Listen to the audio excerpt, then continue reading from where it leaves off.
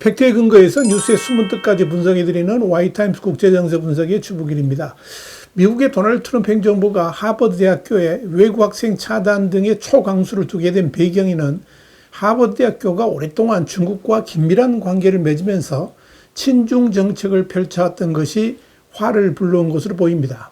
다시 말씀드려서 그동안에는 중국과의 끈끈한 관계가 대학 발전의 원동력이 됐지만 트럼프 시대에는 그런 친중적 자세가 오히려 화가 되어 되돌아오고 있다 하는 것입니다. 와이타임스가 이 문제를 짚어봤습니다. 지금 시작합니다. 로이터 통신의 현지 시간 25일 하버드 대학교와 중국 간의 연계는 오랫동안 이 대학의 자산이었지만 트럼프 행정부는 캠퍼스가 베이징의 지원을 받는 영향력 행사에 휘둘리고 있다는 비난을 제기하면서 이제는 부담이 되었다. 이렇게 보도해서 눈길을 끌었습니다. 지난 22일 크리스티 놈 미 국토안보부 장관은 이날 하버드 대학교에 보낸 서한에서 외국인 대학생을 등록시키는 건 특권이며 캠퍼스에서 외국인을 고용하는 것 또한 특권이라면서 하버드대의 학생 및 교환 방문자 프로그램, 이걸 SAVP라고 하는데 이 SAVP 인증을 취소한다고 밝혔습니다. 이 SAVP는 유학생 비자 등을 관리하는 국토안보부의 프로그램입니다. 대학들은 SAVP의 인증이 있어야 외국인 학생 등의 유학생 자격 증명서 I-20를 발급할 수 있습니다. 이 I-20는 비자 승인에 필요한 핵심 서류입니다.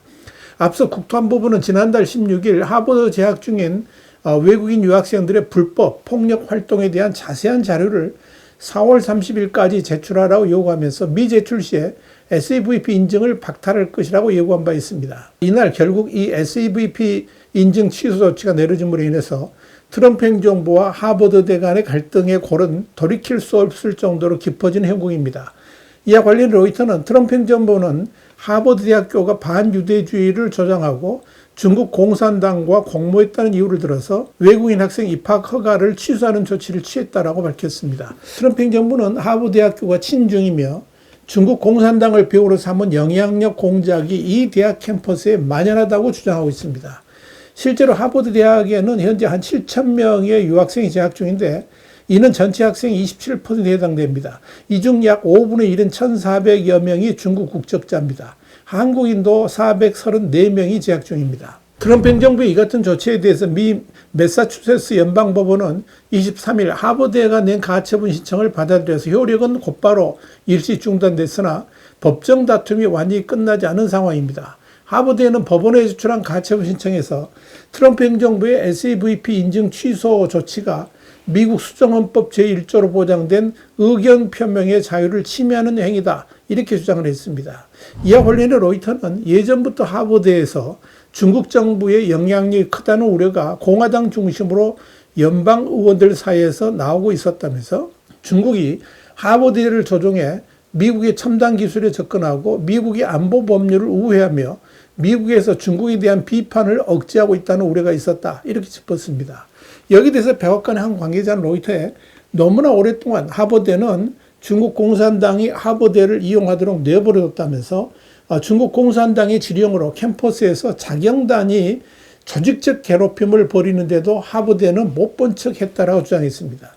이런 백악관의 주장에 대해서 하버드는 즉각 답변을 내놓지 않았습니다. 여기에 대해서 로이터는 하버드가 오래전부터 중국 연구자들이나 대학들과 연구 협력 관계를 맺고 중국 관련 센터들을 설립하는 등 중국과 인연을 이어왔다면서 이를 통해 그에게 기부금 유치, 국제관계에서의 영향력, 세계적 명성 등 유무형의 득을 봐왔다는 주장이 나오고 있다. 이렇게 설명했습니다. 로이터는 이어서 트럼프 행정부가 제시한 하버드하고 또 중국 정부 사이의 유착 사례들은 예전에 공화당이 주도하는 연방하원 중국 문제특별위원회에서 거론됐던 것들이라면서 이런 관계가 2024년까지 지속됐다라고 전했습니다. 트럼프 일기 행정부는 지난 2018년 첨단 과학기술이 중국으로 유출되고 있다면서 중국계 스파이 조사 프로젝트인 차이나 이니셔티브를 시작했습니다. 그러나 이 프로젝트는 조 바이든 행정부가 들어선 후인 2022년에 공식적으로 종료가 됐습니다. 그러나 이 차이나 이니셔티브는 실제로 현실로도 증명됐습니다. 로이터는 생물학과 의학에서 나노기술을 통합하는 데 선구적인 역할을 해온 찰스 리버 전 하버드 교수는 차이나 이니셔티브를 계기로 수사를 받고 하버드를 그만둔 후에 중국으로 이민했다면서 그는 중국 정부의 해외 인재 유치 사업인 천인교육과 관련해 허위 진술을 했다는 이유로 2021년 12월 미국 연방법원 배심원단에서 유죄 판결을 받고 2023년 2월 하버드에서 퇴임을 했는데 2024년부터는 중국에서 연구하고 있다고 설명했습니다. 로이터는 또 중국 정부의 지원을 받는 학생단체들이 학내의 정치 활동을 감시하고 있다는 논란도 나온다면서 지난해 4월에는 한 학생 활동가가 주미 중국 대사의 연설을 방해했다는 이유로 교직원이나 경비원이 아닌 중국 교환학생에 의해 행사장에서 완력으로 쫓겨나는 일이 있었다고 밝혔습니다.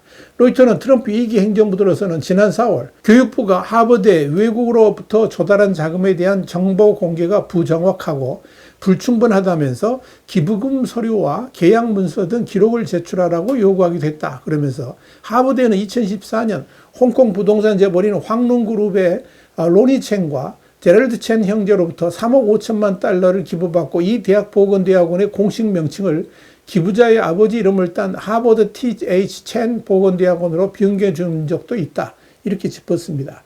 한편 워싱턴 DC 소재의 주미 중국 대사관은 성명서를 내고 중국과 미국 사이의 교육 교류와 협력은 서로 유익한 일이며 부정적인 낙인을 찍을 일이 아니다라고 말을 했습니다. 하버드에는 학생 및 교환 방문자 프로그램, 그러니까 SAVP 인증 종료로 더 이상 외국인 유학생을 받을 수 없게 되고 기존의 재학생들마저도 학교를 옮겨야 하는 상황으로 내몰리게 되면서 하버드에는 혼란에 빠졌습니다. 국토안보부는 하버드 본부는 반미국적이고 친테러리스트 선동가들이 유대인 학생을 포함한 많은 개인들을 괴롭히고 물리적으로 폭행하며 학습 환경을 방해하도록 허용함으로써 안전하지 않은 캠퍼스 환경을 조성했다면서 이를 선동한 이들 중 많은 수가 외국인이다 이렇게 밝혔습니다. 이어서 나아가 하버드 본부는 위구르족 집단 학살에 연루된 중국 공산당 중군사조직 구성원들을 초청하고 교육하는 등 중국 공산당과의 협력 활동을 촉진하고 이에 참여했다라고 주장했습니다. 이에 따라 하버드의 유학생 사회는 큰 혼란에 빠졌습니다. 신규 유학은 물론이고 현재 재학생들도 전학을 가지 않으면 합법적 지위를 상실하게 될 것이기 때문입니다. 일단 연방법원의 판결로 비자 취소 위기에 봉착했던 유학생들은 앞으로 또 어떤 트럼프식 때리기로 양측의 갈등이 격화될지 관심이 커지고 있습니다.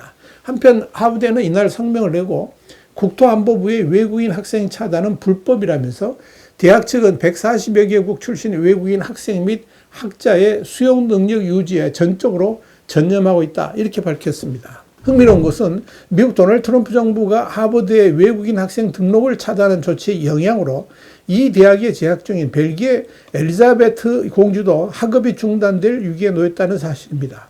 엘리자베트 공주는 벨기에 필립 국왕의 장녀로 왕위 계승 서열 1위입니다. 미국의 의회 전문 매체인 더 힐은 현지 시간 지난 23일 엘리자베트 공주는 현재 하버드 케네디 스쿨에서 공공정책 석사 과정을 받고 있다면서 지난해 영국 옥스퍼드 대학교를 졸업한 후에 하버드 대학교에 진학한 그는 이미 석사 과정 2년 중 1년을 마친 상태다 이렇게 보도했습니다. 그러나 엘리자베트 공주마저도 트럼프 행정부의 외국인 유학생 박탈 정책으로 학교를 떠날 가능성이 크다는 겁니다. 이와 관련해 벨기에 왕실은 앞으로 몇 주간은 많은 일이 일어날 것으로 보고 상황을 예의주시하고 있다라고 말했습니다. 화이트타임스 국제정세 분석의 주북이었습니다. 감사합니다.